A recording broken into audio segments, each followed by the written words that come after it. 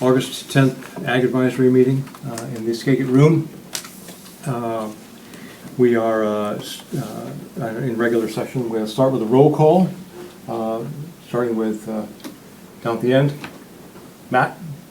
What do I do? Just roll call. Oh, Matthew Mylan. Ryan Birchall. Rand Burkert. And Peter Jensen. Happy to have you all here. Is there anybody online for public comment that you saw? I can't tell you, but I can. I can't tell you. I can. Can't see it, please. We're having a minor troubleshooting with the television. It's been doing this. I really don't know what's causing it, but feel free to continue the meeting, and if you want to circle back to public comment once I'm back. Okay, yeah, we'll see if there often is not. Moving right ahead, pleased to introduce our new IST board member, Ryan Birchall. Do you pronounce your name correctly? Yeah, Birchall. Birchall? Yep. Birchall.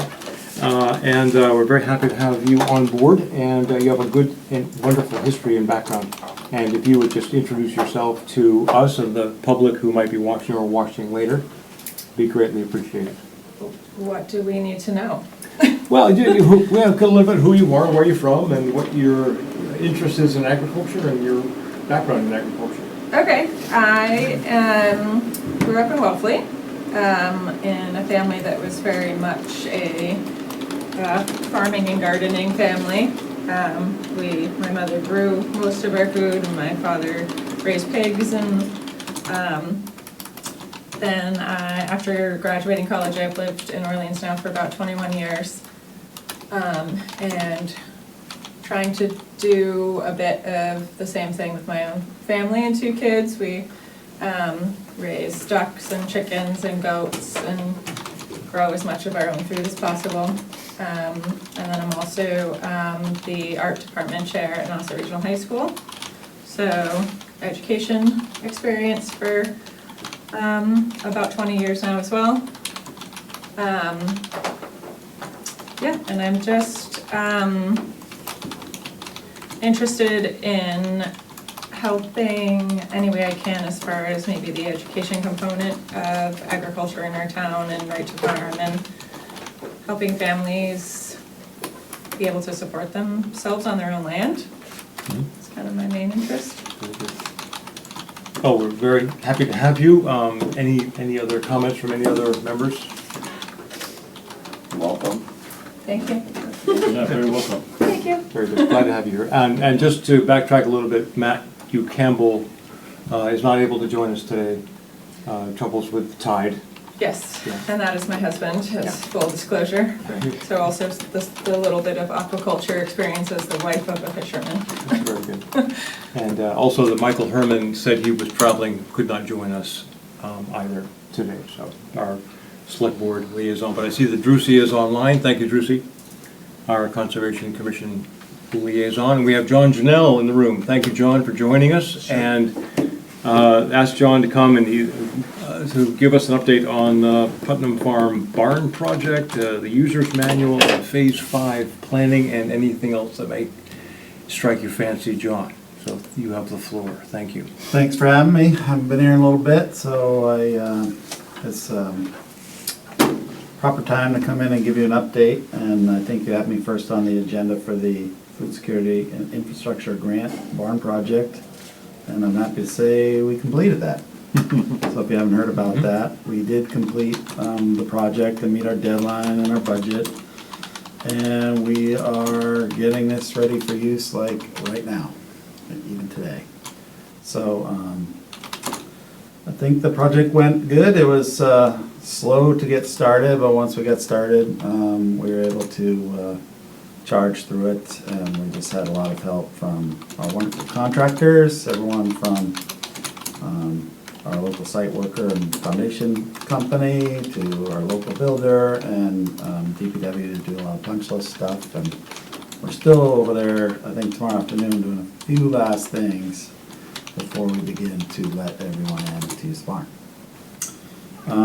So with that complete, we did transition to develop a user manual, and much like the Putnam property itself, we kind of followed the guidelines of setting up rules, and then having interested parties execute waiver agreements, like we do with plot holders. So because this is a facility, we took a stab at a user manual first go around. So it's a little longer than I think our plot holder rules. I did not bring a draft today because we just sent it today again. But I could get you, Mr. Chairman, Yeah. a copy. Some growers that I know I have in the room probably already saw a draft of it when we were soliciting interest. But I will say, we developed that, and then Christina Smith sent a series of emails to solicit interest, and we confirmed 15 total barn users, so Wow, that's great. 75%. Okay. So now that we have our 15 users confirmed for the year, we're getting waivers back in, I think, already today, and I think once those are executed, the growers who choose to be barn users will get the combination and be able to use the barn. And much like the plot, like the user manual, just goes everything from locking up to some of the food storage stuff, some of the systems. It's basic stuff, and I think much like the plot rules, like that will evolve as we learn. We had, as a run-up to that, we had, just so the Ag Council knows, we had invited growers out that were interested in using the barn to like walk through one night, and we stayed late that night, and we just kind of dragged everything out, and we kind of asked the growers, like, well, this is what we got, and how would you use it? And then we kind of built the manual around that. So I think it'll be good to start with. So by the end of the week, some of the 15 growers will have likely dotted the i's and be using that facility. So that's kind of exciting. It's like nerve-wracking and exciting. But I think Christina did a great job in soliciting interest and then conveying that we're all a little nervous, but we're gonna learn together and open this thing up and get to use this thing and then adapt from there. If you haven't seen it, or caught any of the press that was done on it, like the cooler is up and running, and there is solar array that's powering all that, and so it does still leave us in a position to just not affect the cost of plots and simply offer it to the plot holders as another resource if they want to commit to kind of the ops manual and signing the waivers. So very exciting, and ton of learning is going to happen there, and we'll do it together. The only other thing, and I could take questions on any of these things, but I had one other thing on your agenda as we leave the barn. Oh, before we leave the barn, the Ag Council will be invited to a ribbon cutting on the 1st of October. The town intends to, and I think already has, invited the Secretary of Agriculture down. I want to remind you guys that this was largely paid from the Mass Department of Agriculture grant that we received, and we want to thank them for that. So we'll have a chance to do that publicly, and we will remind you before we get close to that date, so you can attend. What is that date again? I think it's October 1st. Pretty sure it's the 1st of October. I'll make sure you get that well in advance, so you can join if you'd like. Excellent.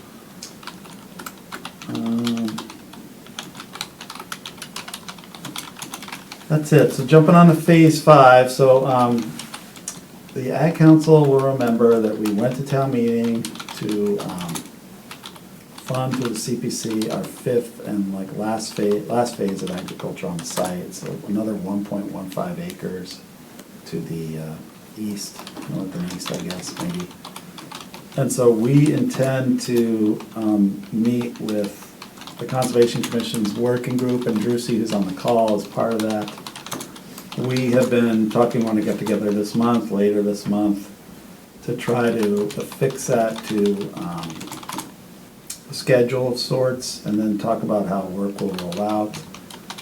We still haven't decided, and we likely will engage you in some more conversations through the fall on this, about how phase 5 will look in the end. And so it was initially modeled after phase 4 with 8 plots and that kind of similar road network, access network that we did on phase 4. That was done out of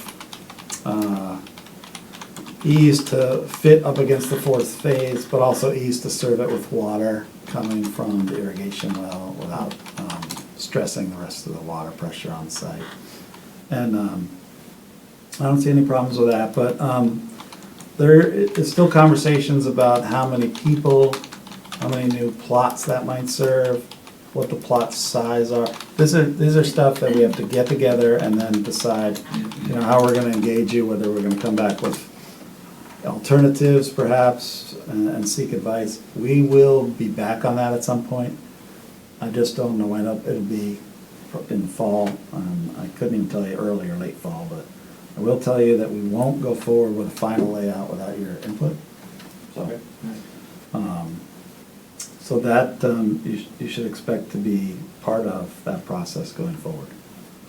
So again, working group, and you're the advisory council on agriculture, so we will come seek your advice from that working group before going back to the CONSCOM with a final recommendation for layout, and then we'll clear and start to build it out. Yeah, great. But that's pretty much my update. So with the barn now in the rearview mirror, you'll see the CONSCOM and my working group start to transition into that last phase 5 field, which again is funded, and seek your advice on how to build that out and have fun doing that probably over the next,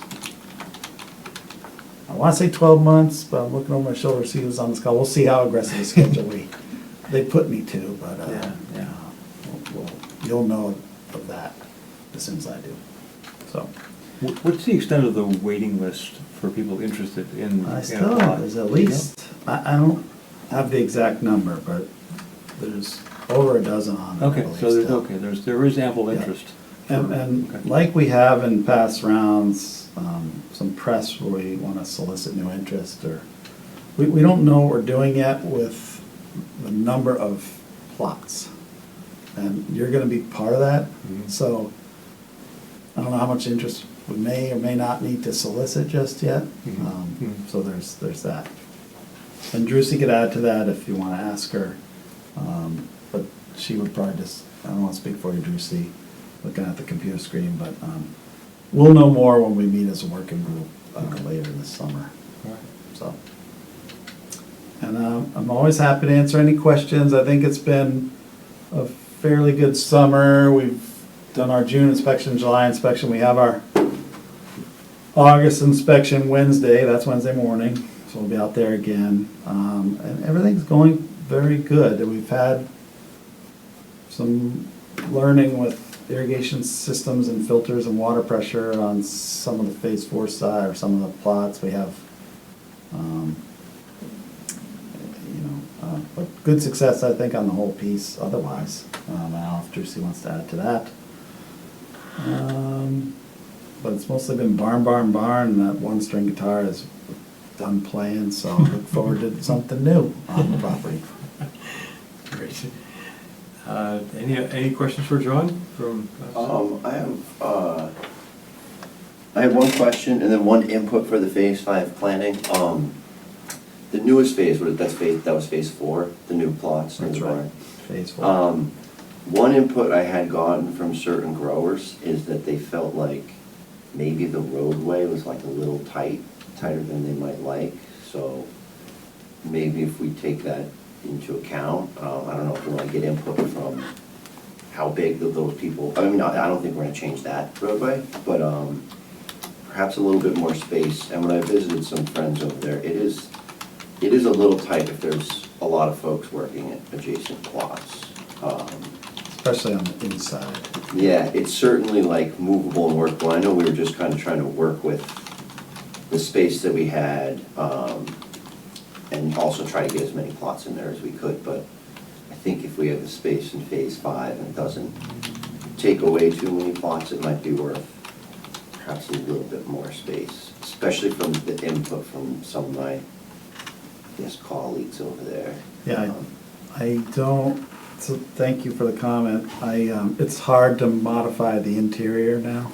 Yeah, no, I'm not saying that one's gonna change, I'm saying maybe phase 5. I think it It's a is, little- it's good to hear the comment, because I think so we are affixed, when you see us back, we are affixed to kind of a perimeter square of that Yeah. 1.15 acres. So how we lay it out is still a question mark. Yeah. And so that kind of input will be helpful. And I think especially where we, on phases 1 through 3, where we have material storage and we did the improvement for material storage bins. I'm not really sure how that's gonna work without a very wider kind of, so anyways, that's a good comment, and that's kind of what we're gonna need to lay out with alternatives. So you'll see that, I think. Cool. And then my other question was, you said, I'm sorry if I missed the email or if it's in the email, I'm sure it is. You said there's like a barn user's guide, like agreement type of thing? So that if people are gonna use the barn, they'll have to basically sign off on like an agreement, is that correct? That's right, there was a solicitation, we did get responses, we solicited interest twice, so now that that's done, we've confirmed it and locked it down, and we have 15 responders. They got a user's guide today, like a couple of hours ago, I think, Yeah, along with the so- releases. They saw a draft Yeah. after they showed interest, and they saw a final today, did you see it? Yeah, I did, yeah. With waivers, and so it's, was it 6 pages? It's a little bit more than a set of rules, I will say. Yeah. And it's likely to grow as we learn, I guess. Mhm. It's a starting point, and we're gonna see how it goes. I guess I wondered too, with 15 having asked for the space currently, surely others will ask later, is the storage space kind of maxed Well, out we- with the 15, and then we will cut back the amount of space each one has as other growers come in? So we solicited twice in order to allocate the maximum number of space to those that had interest. So that's why we did it. So we wanted your answers if you wanted in for the season, and it's gonna happen every year. And so then, once we knew the number, we are assigning out the totes. And I think you saw an email, and so each tote will have like a lobster tag on it with a plot number. And that's how I don't know, there's about 100 or so, I don't know what the number is that fits in there. That got divided up, and Christina told everyone, I believe today, exactly how many totes you'll get, and we're there tomorrow afternoon numbering totes. So next time you walk in there, if you're a user and you've done all your paperwork and you have the access, you will be able to then see your totes. And those that joined us on the orientation know that, they can use those, and that's how they're gonna be storing in the cooler. So the finite space is kind of the cooler, and so we had to solicit twice to get a number, and then we're assigning out the maximum amount of space we have. That could change every year if we get more barn users, or if we get more total plot users and we go from 15 to 20 or 25. The cooler is the finite, the storage piece is the last piece. So we'll see how we do. Everything's kind of, I think, as I understood from growers during the orientation that we invited them to, stuff comes and goes. So in the rare event, all 15 are storing, we would just be full. But we'll have to watch and see how it goes. Is there gonna be like a key code or a lock, or how So is it gonna be secured for only, like basically so only growers go in there? only barn users will be given the code, Sure, yeah. and they're signing the release with the code that they're gonna have. So no other growers will be authorized to use the barn unless you've signed all the paperwork and received the code from our office. The code will likely change every year, but it's a numbered code on that double door that faces the courthouse. Yeah, I wouldn't be too worried about it, but there has been some theft from plots, so I was just wondering if it was gonna be kind of locked down. It might even be monitored with a security camera Yeah. through a Starlink very Yeah. shortly, so it's not currently set up. Hate to advertise that, but it's just not. But you say you're not too worried about it. If you went to the orientation, you know, I'm terrified about it. Really? Yeah. Because, and though, I don't know if anyone's listening that went to the orientation, but when we gave that, and Rand, you had some representatives there from Plot One, but they know that there's two things that I am nervous about, is that leaving the facility unlocked, Yeah. where theft can occur, Yeah. and then leaving the cooler door open, where apparently we get a climbing wall of ice and it's a Yeah. defrost, it's a bad situation. Yeah. So everyone was there, heard me say that at least Yeah. 4 times.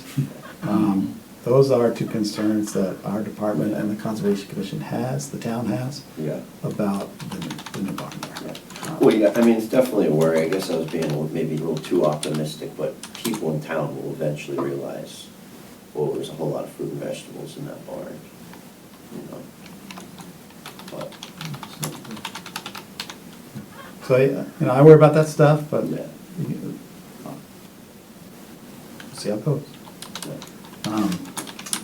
Yeah, eventually security camera, that was brought up at the orientation, let's put a security camera on it. We probably will, it's just, it's gonna be open faster and we're able to complete that work. So, I guess I had one other question, just as sort of the conservation of the presence of turtles, anything you're monitoring there in terms of the biodiversity that you're finding? well, yeah, so that's still going on. We had, I wanna say 5, I think it might have been 7 new tags that we dedicated towards the tracking project. So for anyone listening, we are tracking, with the help of some volunteers, we're tagging and tracking eastern box turtles on the property. And we have pretty cool GIS map of where they are located.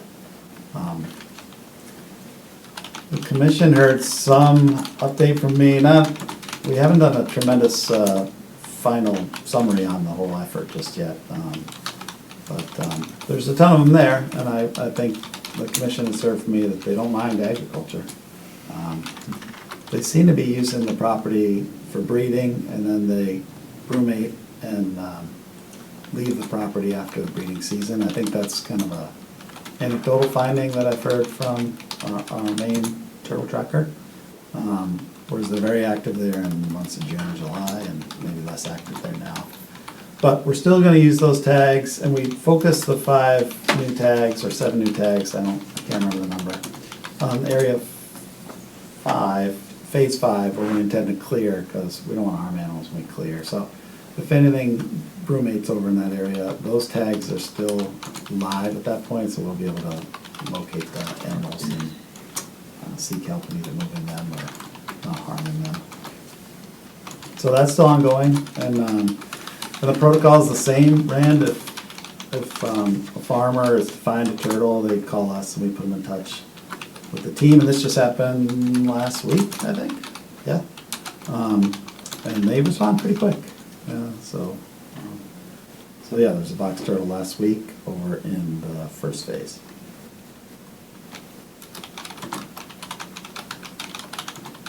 That's great. Okay, well, thank you very much, John, for a robust update. Appreciate it very much.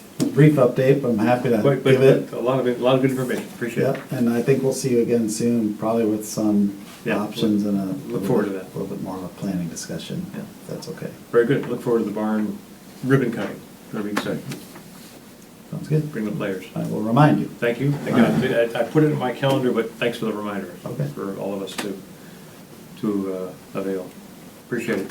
All right, thanks. Thank you. Thank you very much. Okay, moving on to our farmer's market update.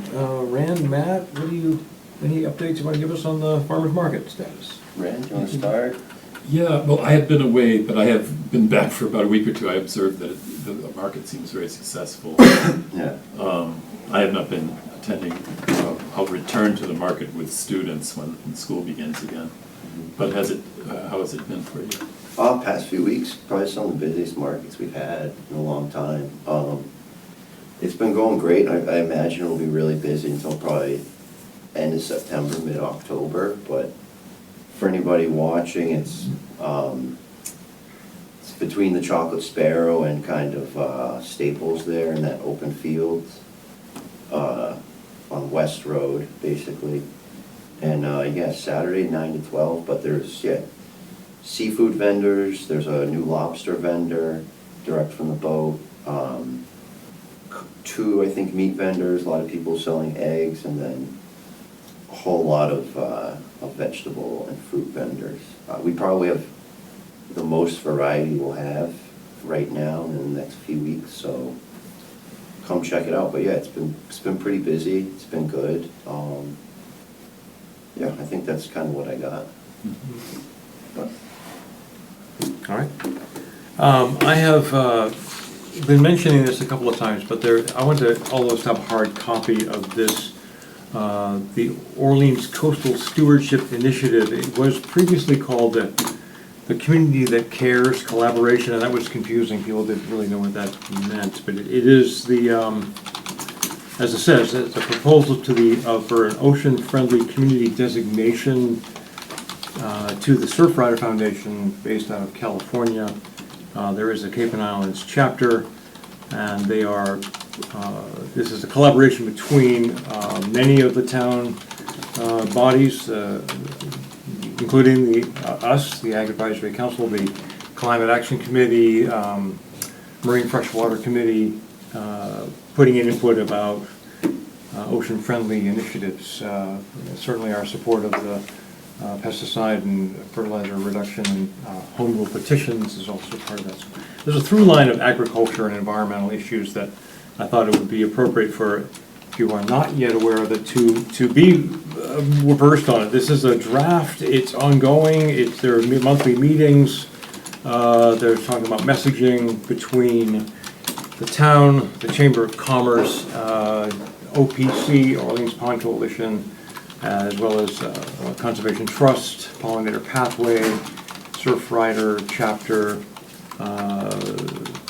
the ocean-friendly businesses, restaurants, gardens, and how it blends and supports the Orleans Pond Coalition's pond pledge for Cape-friendly landscapes and lawns.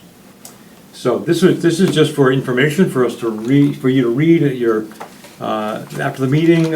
Be aware of really a lot of exciting things that are going on in terms of ocean. And what this will mean is that the town of Orleans gets the designation as one of the first in the nation, certainly the first on the East Coast, actually, whole community that gets this designation. And that just means it's just something that the Chamber of Commerce and the town can promote from a business perspective and from a tourism perspective and from homeowners and land users, etc. So there's lots of opportunities for agriculture to come up under discussion throughout this initiative. So I wanted to make sure that all of us were aware of what's being said and what's being talked about, and that it's an open commission and open to comment. Amanda Converse is the point person at the here in the town. Mark Reel as well is heavily involved, but really it's Amanda Converse. So if you had any direct input on whatever you might read in there, and you wanted to have a direct question to Amanda, reach out to Amanda, and we can go forward as you wish. But I just wanted to make sure you all had that to read through. It's been a year-long process, really, so it's really come to a position where they've got the new name, and it kind of states out clearly what it's all about. Coastal stewardship, clean water, clean air, native plantings, pollinator pathway, all that kind of stuff we all support as well. Organic agriculture, environmental land use, that's appropriate and sustainable. So I just wanted to bring that forward to all of your attention. Any updates from council members? Ryan, this is the time for us to, any other initiatives that you are doing on your own or as part of this council? We've had a couple of other things that have been little projects, so we just kind of bring those up. If that's just going forward, if you have something, that's what that is about. So, does anyone have any? Yeah, I could speak to the middle school. We have to carry our gardens through the summer.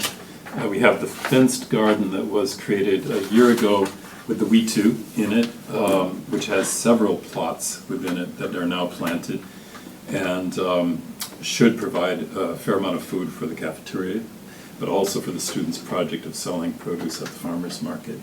And it's mainly things that can be harvested and keep pretty well either in the ground or so, like butternut squash. And we have a Three Sisters garden section. We're growing some parsnips. We grew some garlic. We have kale, and so that's that garden project. And then going into the greenhouse course next year, we're going to try to utilize more space in the greenhouse itself for some hydroponics projects that are very modular and accessible to the kids. So based in boxes, and so I'm studying that now, and it should be a pretty low budget but high output, and provide that alternative view to the kids to see that hydroponics is also possible and produces food, and do it comparatively so that they also experience organic, and make that distinction between the two. Is the initiative to bring some of the food you're growing into the cafeteria still ongoing? Is that That's it ongoing. depends on productivity? Yeah, it's part of the goals of the Farm to School group at school. Okay. And we're trying to, that group got started about 2 years ago.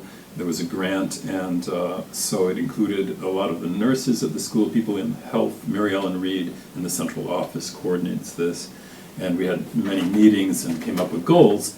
And Mary Ellen Reed continues to go after grants to get some staffing to keep the farm to school. There's a possible farm to school coordinator position, which I think may still be open. I have not heard. No, it's been filled. Has it been filled? Yep.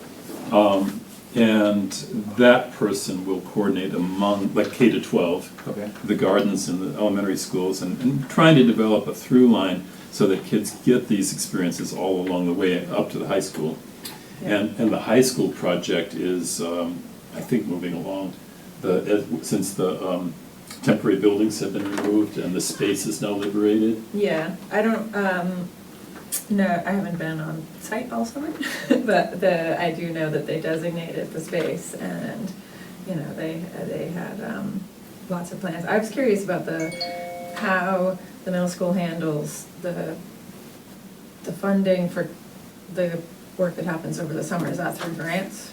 Like, who is tending to, obviously that's the bulk of the work that needs to happen, are those stipend positions, and is that coming from the district or grants? No, I've been doing that on my own time. I figured you would. And that last year, this year, but one of my professional goals, and one of the goals that I need to pursue for sustainability, especially the summer garden, but also is to develop a core of adult volunteers who are connected to a village around it of, could be master gardeners.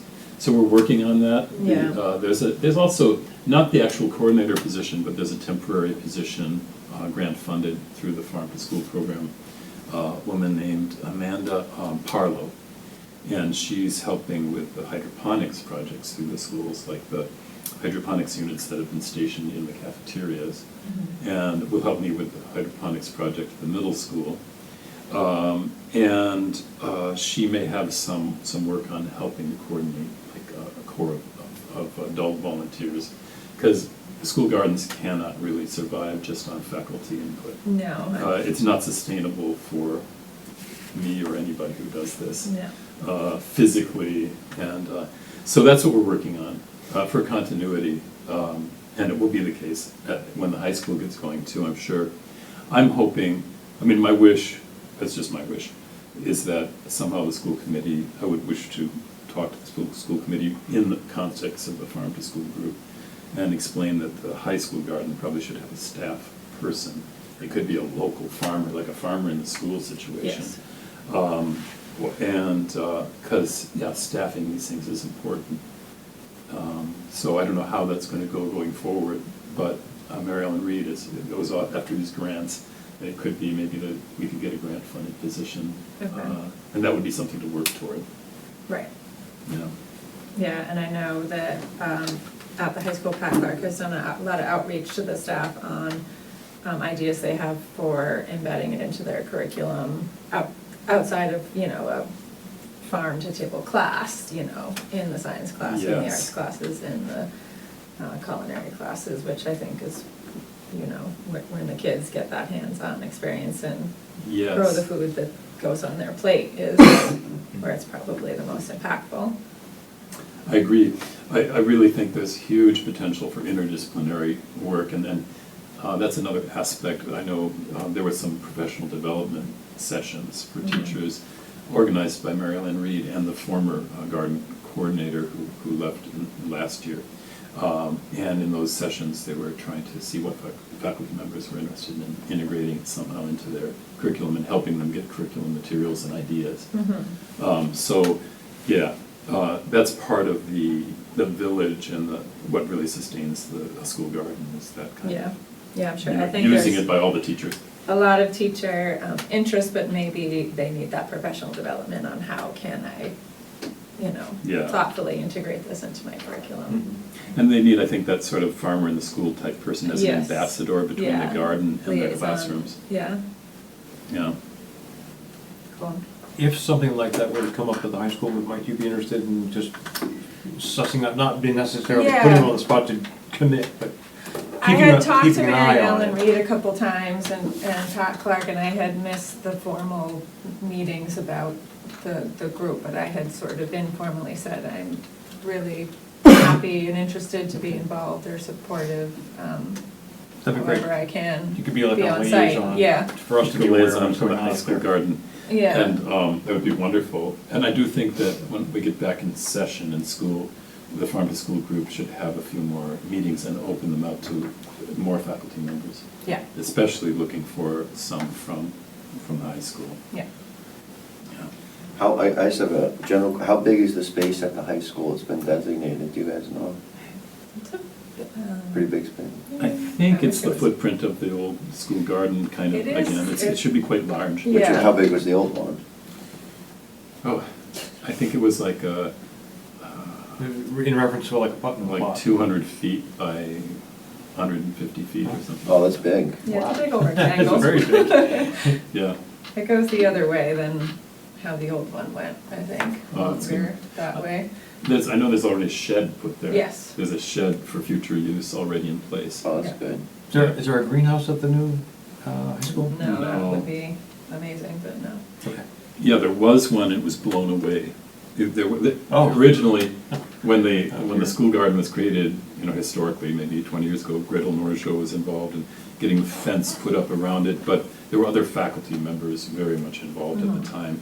How did it blow away? The wind there is really strong, and I think it was not a real, it was more like a hoop house. It wasn't a hoop house, but it was a It pretty didn't have a light frame structure. secured to the, like a wood frame at the bottom? I don't know why it was so vulnerable, but it definitely, that phase of the school garden kind of ended, and then, yeah, so, And construction happened. yeah, a little Yeah, deconstruction. Some of the- But that's a long time ago. That was- Right, right. Okay, Well, that's exciting opportunities for, your interest in the educational arm, there you are. It'd be Mhm. great to have you have eyes on what's going on at the high school. Mhm. Yeah. Terrific. I also want to put in one word for Sea Howell Bookstore.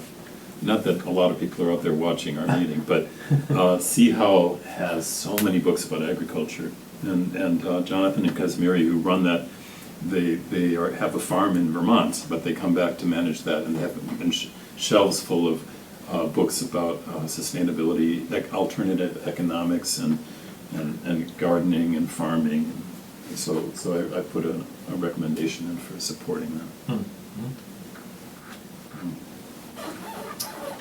I don't know if this is in line with the agenda, but I'm curious, I know you guys did like the seed library Uh-huh. last year, which is super cool, and just curious if there's any other like initiatives that people are thinking about for the coming year, or if that's something that is gonna be talked about in the fall. Wait, or- this is something. Seed library? See, well, like, other- that's super cool, yeah. Or you're saying other- that or anything else? Other things Yeah. people are thinking of being involved in or trying to help kind of boost the support and Yeah. education around agriculture in town, making it more accessible to Yeah. families and things like that. Right. and- I had, so, I, not a fully fleshed out idea, I'd always wanted to do it myself on my farm, but I think it would be really cool to do a town-wide thing. And I think it would be, we'd have to target it for next fall, but I think it would be super cool, if we could organize, we'd have to work with the town, but if we could try to organize and put on like, a harvest festival in Orleans. Mhm. That would be, we could invite professional farmers, and if we have space, we could have, farmers from other towns, but I think we should try to keep it to at least the, not necessarily the vendors, but the people who bring stuff to be from Orleans, but also have it, set it up in some way that small growers, like just residential growers could come, and I thought it would be very cool to have it kind of, maybe you can sell stuff, but also encourage sort of non-commercialized trade, sort of old school, like, Mr. Burkert has 30 turnips and he wants some garlic and carrots or whatever, and just do some trade, and then, this is like really on the top end, the extravagant part of the dream. Maybe if we could get a local food truck or a local kitchen, who would be willing to produce maybe with volunteers, but use their commercial facilities and organize with the people who want to bring stuff for barter, as well as local growers, local farmers, and try to get a collection beforehand of maybe some of Matt's oysters, fresh produce, seafood, eggs, whatever people are actually producing in town, and maybe try to, sell tickets either to fundraise, maybe for one of the school things that we're doing, or for the seed library, or we could just create a fund that we try to use for just any of our initiatives, but, or donate it to food pantries or whatever, but try to sell tickets for like one plate meal, so if like you're, Like a big community dinner. yeah, I was thinking like, really just get a bazillion picnic tables and put them Yeah, all that. side by side, and I don't think we'd be able to pull it together for everyone in town. I don't think everyone in town would end up going, but, No. maybe like, it would be super cool if we had a meal with like 500 people. Community in town. meal. Yeah, I love this. The result would be an outgrowth of this would be a community meal. A community Yeah, dinner like I at the think that would be garden or the kind of like top crescendo of the day, maybe started at 4, ended at 6:30 with like a really cool meal. We'd obviously have to reach out to businesses and see who'd be willing to kind of essentially volunteer their kitchen and maybe a chef and that type of thing, but we could also round up volunteers, but I think that would be super cool. Like I'll be going to Common Ground up in Maine for the first time. I've always wanted to, have you been? Mhm. I've always really wanted to go, and it's always such a busy season for me, Mhm. but this year I'm gonna take the time off and go. But I'm thinking kind of like a small town, kind of Common Ground, Harvest Festival type of thing, and I think it would also be, I think it would be really good for kids in town, Yeah. or just people who have never been that into farming, but they might want to get into it. It'll be like a lot of good networking opportunities for people who want to learn a little bit, and just to meet other people. Because people who actually farm and really garden a lot, kind of intensely, like, you don't see them around because they're in the garden. They're busy and then Yeah. they're tired. Yeah, so it would be a great place, I think, So kind of educational yeah, plus celebration. yeah. I love Yeah. that. Connects up with seed saving too, right? Yeah, and we Local could, seed saving. and we could advertise as like a, you know, a seed, like, say we start to pull it together in the spring, we could start to advertise it, like you said, and maybe, just say, hey, save your seeds this season, you know what I mean? And then help kind of bolster the library. Because I also thought about it too, think about all the areas in town that would be great, and I think like the green of the library would be Be fantastic. natural. It would be very, like, it would just work perfectly at the Seed Library. And if there was really a lot of interest, maybe, you know, like, the baseball field or one of the big fields at the middle school or something like Moved that. off of where the way to is cool. Yeah, The yeah. track area there. Yeah, but I think it would be the coolest if we could fit it in, and if we could, not saying that the town's gonna say, yeah, well, let's do it, but, That's already And- a space that public events happen, it's Oh, gonna make yeah. it easier. yeah, I think so. But yeah, I think that would be a cool space, and it would kind of dovetail perfectly with seed saving, like Brand is saying, trying to get people to bring their local seeds, local garlic bulbs, you know, almond shallot bulbs, things to plant. Your mention of MAFCA in Maine is interesting, because that is, I think, the oldest organization that has this Really? kind of cultural events. And I know that they do a lot of like traditional rural dancing. They do, what is it called, contra dancing? That in a large scale. Yeah, And that's something that, we have contra dancing, of course, at Wellfleet very often. They're the contra dancers on Cape Cod, and maybe that could be tied into. yeah, yeah, I mean, yeah, definitely inviting groups like that would be awesome. I think, I would say it's a very worthy, great idea, worthy initiative of this council to put forward and provide advice, and, you know, as our role as an advisory council this would be something we would advise to do, and then spearhead it, of course. And it could fit well within this coastal initiative as well, so that there's crossover opportunities, so that there's already a showing the community spirit, the blending of agriculture productivity and organic agriculture, and, you know, all ties into aquifer and watershed and ocean safety and health, and water security as well as food security. So that could be a really nice blending. Yeah, I think it would be good just to keep it like, you know, about the agriculture and the food, but, yeah, I mean, I think it would, yeah. I love that idea. Okay, so I would suggest that we continue to think about other initiatives individually and bring them forward to our September meeting as well, Okay. as we look forward to the coming year.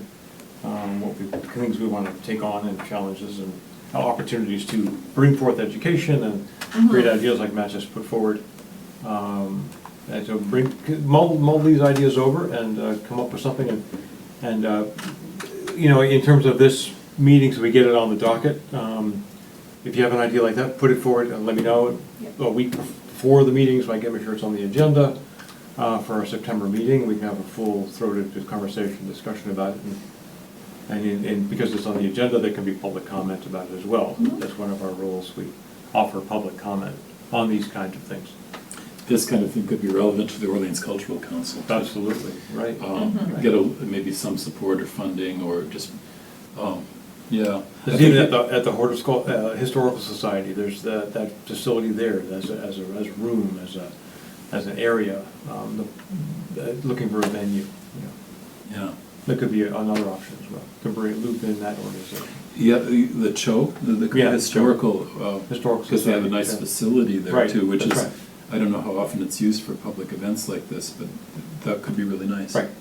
But you mean like a building? I think outdoor would be the best. Well, Right. no, But if you but need to an have an indoor space. ancillary building that we Yeah. can use could be good, and maybe there could be some indoor activity as well. I love the idea of it being like near one of the gardens, like over Yeah. by the middle school where you could have bought like your.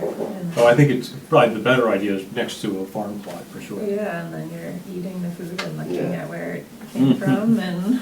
Yeah. Yeah, and Red, if you were up for it, you know, like say it was on the library green there, you could do like, on the hour or something, if it's a 3-4 hour event, you could do, we could announce that you'll do it, if you were able to do it, like a tour of the greenhouse and the gardens that you've built over there. Yeah, and- a tour over there. Yeah, and that could also kind of work with your, like you said, your goal to get a lot of volunteers to help work your garden. I think you'd Yes. probably find your target audience doing that, Mhm. Yeah, that is a good idea. Yeah.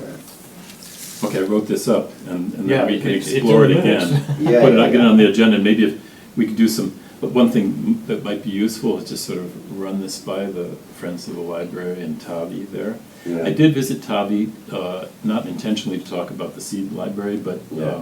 you and Alex had kind of set that up. Yeah. And now that Alex isn't here, we just have to see Yeah. what support he needs to Yeah. keep that going. Yeah, I can reach out, or if you want to, but I'll reach out and ask, I've looked at the seed library a bunch. It's a little bit light, which I think is a good thing, because we've really filled it up. So that means people are taking stuff, which is good. Mm-hmm. I know that they were interested in doing some sort of, they expressed interest in some sort of, like, not ribbon cutting, but kind of opening, like event type of thing. And maybe they're also interested in some, like, further education of how to save seeds, which I'm sure, Rand, you would probably be perhaps interested in helping with. You're probably better than I am at saving seeds. It seems like you know a lot of the different, I would definitely offer, there's seeds that I do save every year. Some are easier than others. But if we should definitely see if they want to do some sort of workshop, because the thing that I did notice, kind of going back to what you said, Rand, earlier when we were discussing something else, is that there's not a whole lot, or maybe any in there right now, of seeds that have actually been saved locally. Yeah, that's what I And think. it's cool that we have the packets, but I think encouraging the self-sufficiency is way, even more important. And also in terms of like the economic freedom that saving your own seeds provides, saving heirloom older varieties. Yep. It's important, I think, to do that. Because, as I'm sure Ryan, Rand, like, if you're buying a lot of vegetable seeds, I know you bought more this year, every year they're going up. And Yeah, it's, they go up. and it's not like a huge expense, but if, a family or a single person is month to month on the bills, like, that could be something you cut out. So if we can help give people that freedom, because certain seeds are easy to save. Lettuce, easy as anything. Certain herbs are really easy. Sorry, Ryan. Yeah, no, I absolutely agree. I'm just saying I would be interested in helping, like, some sort of educational series that dovetails into that could maybe happen at the library. Yeah. It used to be, when the high school garden was going a few years ago, we did have something called Nauset seeds. And we saved seeds and put them in little packets. You sold And- them, right? And we sold them. I think at the farmer's market. And I haven't been doing that for a year or two, but we have the great potential to do it, because there are certain seeds we're carrying forward year to year that are successful. And that could also be part of that festival. I think these things connect up very much. Yeah. To check back with the library about the seed collection, and then an event like you were describing would be a really Yeah. great way to call attention to seed saving. Yeah. Yeah. Well, I'll reach out to the library and see if, because the last time we had an official meeting was, God, I want to say it was when we launched it like the end of last summer and decided how we were going to do everything. That Alex sort of completed the literature with them through email, and then they had already, found the physical infrastructure, like where the seeds were going to go. And then Matt Campbell got the biggest donation of seeds from Agway, which was really helpful, but we haven't, as far as I know, our council, Alex was kind of the point person, but I'm not sure, I'd have to ask him, but I don't know if there was any further discussion with them about education. I know it was something they were very interested in doing. So I'll reach out and see, because if they want to do it, we certainly have the intellectual resources to kind Well, of make it happen. Yeah, And they've they got have a the adult learning space. program at Snow Library, so Yeah, Yeah. that could be something. yeah, it could be through that, or it could be through any of their programming, really. That's So I true, the think lifetime learning program, Lifetime, kind just of the- a one-time session on seed saving or something. And I'll reach out, like, quickly, because there is still time for certain things for us to, like, bring in certain things, or try to talk to people we know, like, your bolted lettuce, your bolted turnips, whatever. Like, there is still some time to actually physically collect some of the stuff for actual live demonstrations, Mhm.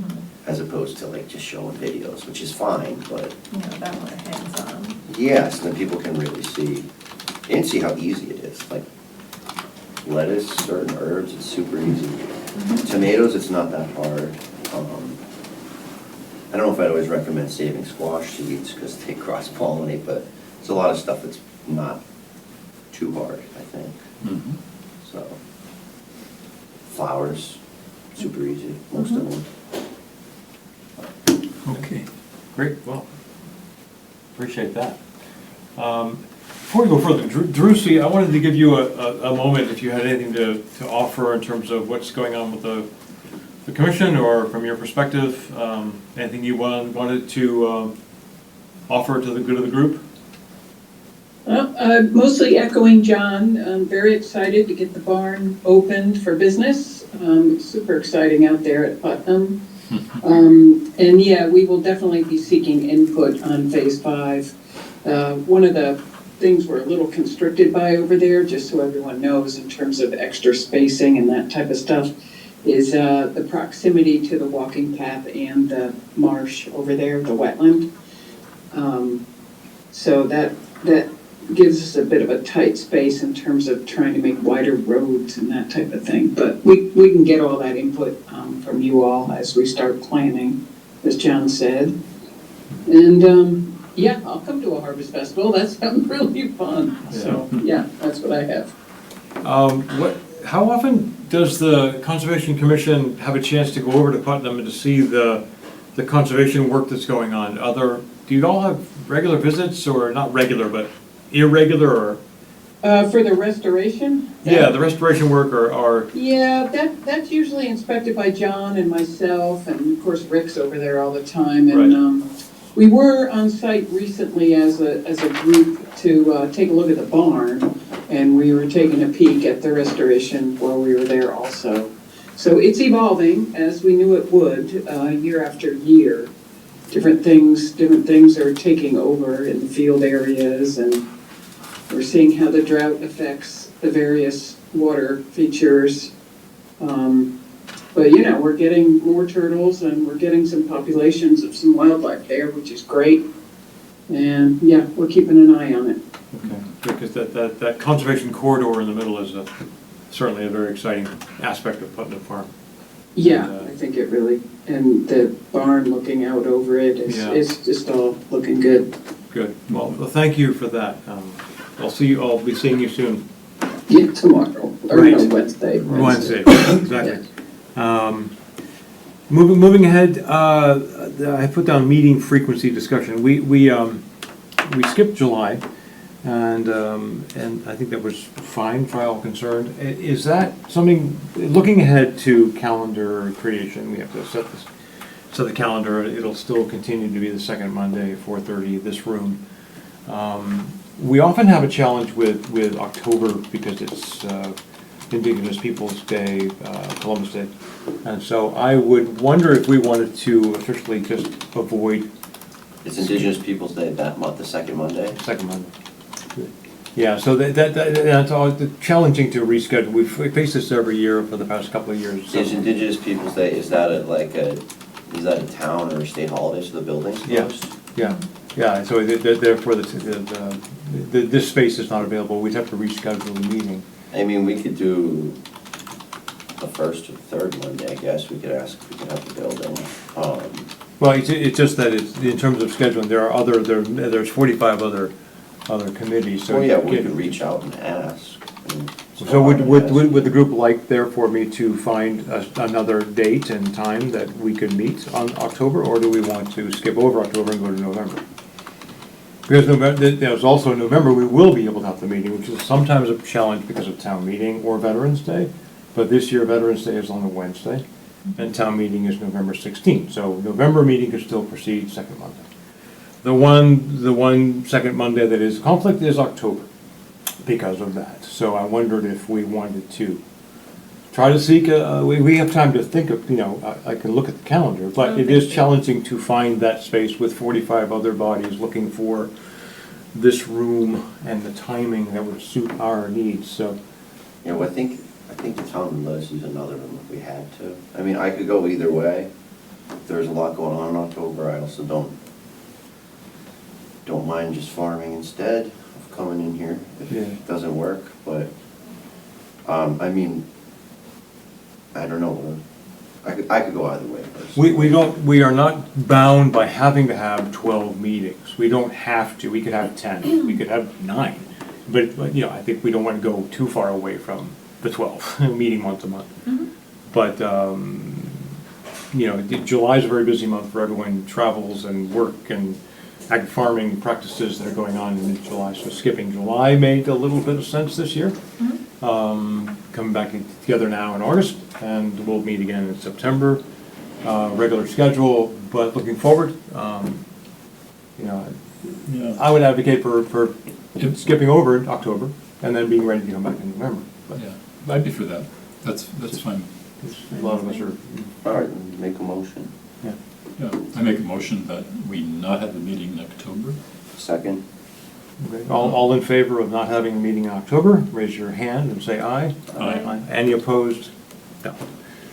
I will then set with the clerk's office our regular meetings going forward, so that they will always appear on the agenda, so you'll see I didn't do it this time because we kind of had that discussion, but our next meeting is on September 14, second Monday, 4:30 right here.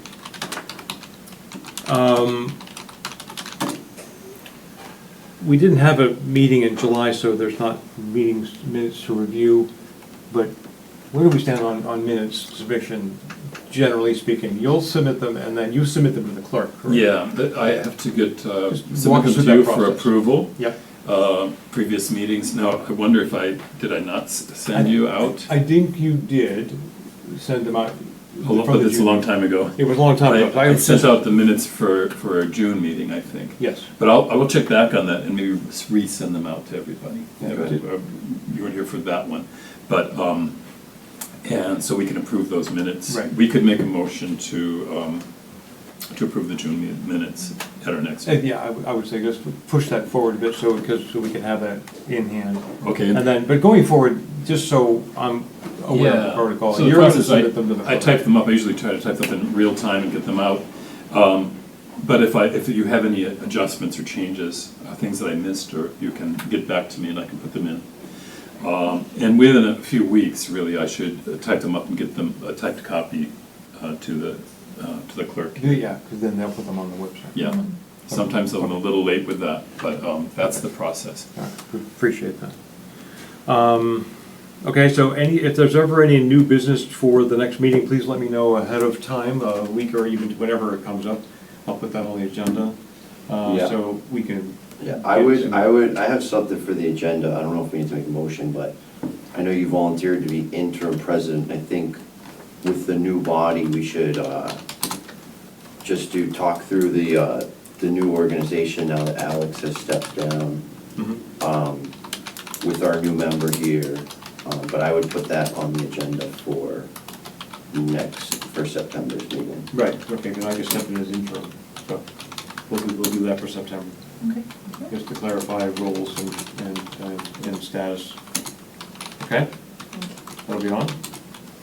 Any And other? I also would put the Harvest Festival on the next one. Right. And I'll bring your thoughts, reach out to friends, business owners, whoever you think is relevant. And yeah, we'll just start kind of, Some ideas. bring them all. Bring them all. And this would be a festival for next fall. Yeah, Yeah, we I think think it's way too close. Right. I think it's just, I think if we're Yeah. gonna do it, Yeah. we should do it right. Yeah, just want to clarify. Yeah, Yeah. yeah, it's, I mean, it's mid-August, which is practically already mid-September. Align it with Okay. Samhain, the Celtic. All right, we'll make sure that- festival we'll- timing. Would you say? Like align it with Samhain, that Celtic Harvest Festival that happens at the end of October. I don't know what that is. You have to educate me. Fun and spooky too. Bring, oh, Matt's told me about that, bring some of that info next week, or next month. Is that the thing you do like at the beach every year? No, that's the winter solstice. Oh, okay. That's also, Okay. If there's no other business, can I have a motion to adjourn? Second? Okay, all in favor of adjourning the meeting? adjourned. Aye. Aye. Well, thank you very much.